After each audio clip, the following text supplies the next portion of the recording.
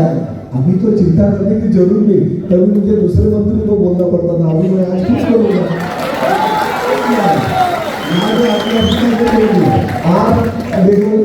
Opening तो मैंने ही किया था। मैंने उस वक्त के परिवहन जो के मंत्री थे उनको, मैं मीरा भाईंदर शहर की जनता का बहुत बहुत धन्यवाद देता हूं कि आज मीरा भाईंदर शहर की जनता ने मुझे 2009, 2014, 2019 में 3 बार विधानसभा में भेजा, मगर 2024 में तो मुझे 1,08,000 के मताधिक्य से राज्य का लोक प्रतिनिधि के तौर पे काम करने के लिए भेजा। मैं जनता का बहुत बहुत दिल से धन्यवाद देता हूं और इसी तरह से लोगों का आशीर्वाद मिलता रहे तो मीरा भाईंदर शहर को विकास की तरफ और भी आगे लेके जाने का मैं प्रयास। भाईंदर शहर की कौन सी भी डेवलपमेंट अभी रुकेगी नहीं। सरकार मीरा भाईंदर शहर के साथ में है। मैं सरकार का लोक प्रतिनिधि हूँ, यानी मैं ही सरकार हूँ और इस सरकार के माध्यम से जो भी मीरा भाईंदर शहर के प्रलंबित विषय है वो विषय मैं आगे लेके जाऊंगा और सैंक्शन करके लेके आऊंगा। आपको पता है कि पिछले 5 साल में और खासकर मुख्यमंत्री के तौर पे एकनाथ शिंदे जी जब राज्य का प्रतिनिधित्व कर रहे थे, मीरा भाईंदर शहर को 3,000 से ज्यादा करोड़ का निधि मैंने उपलब्ध करके दिया। बहुत बड़े पैमाने पे काम चल रहे हैं, मगर कुछ चीजें जो है वो चीजें बाकी है, वो मुझे करना है।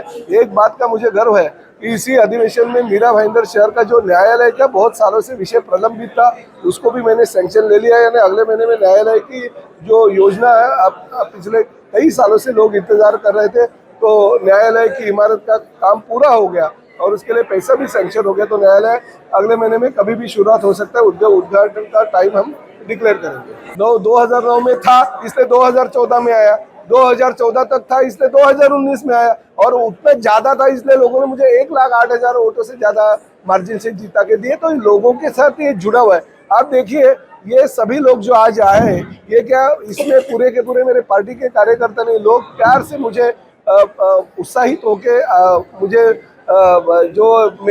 मंत्री पद मिला है उसका स्वागत करने के लिए आए। तो ये लोगों का प्यार है और मीरा भाईंदर के शहर की जनता ने मुझे बहुत दिया है। 2009 के पहले मुझे जानती नहीं थी लोग प्रताप सरनाईक कौन है, 18 का रहीवासी है, मगर आज लोग ऐसे समझते नहीं प्रताप सरनाईक हमारे मीरा भाईंदर शहर का ही रहीवासी है। इसलिए मैं महाराष्ट्र के लिए ही काम करना चाहता हूँ क्योंकि अभी महाराष्ट्र का प्रतिनिधि हूँ। मगर एक बात है, पहले घर से शुरुआत होनी चाहिए। हमारे घर अगर स्वच्छ और सुंदर होगा तो हम इस महाराष्ट्र को सुंदर और स्वच्छ बना पाएंगे।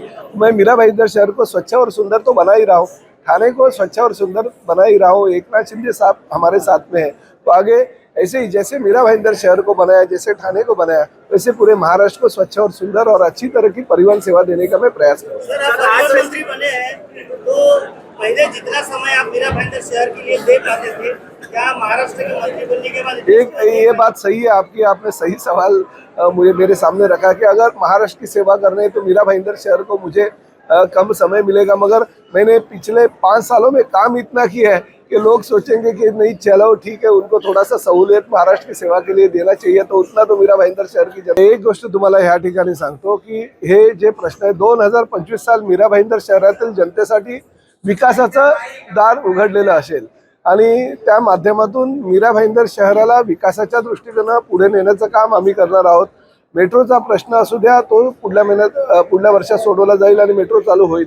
त्याचबरोबर आम्हाला 218 MLD जे पाणी आहे सूर्या डॅमचं, त्याचंही काम प्रगतीपथावर आहे। 6 ते 8 महिन्यात तेही काम पूर्ण होईल, तेही चालू होईल।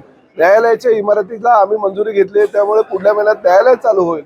असे अनेक विकास प्रकल्प जे 2025ला मीरा भाईंदर शहराच्या दृष्टीने फार मोठं योगदान राज्य शासनाच्या वतीने मिळालेला है। जो भी चीजें हैं उसके ऊपर अभ्यास करके निश्चित रूप से मैं यही चाहता हूँ कि प्रताप सरनाईक जब भी परिवहन मंत्री था तो इस राज्य के लिए उसने कुछ ना कुछ परिवहन सेवा के लिए दिया। ये लोग भविष्य में बोलना चाहिए, इतने में लोगों की सेवा करना चाहता हूँ।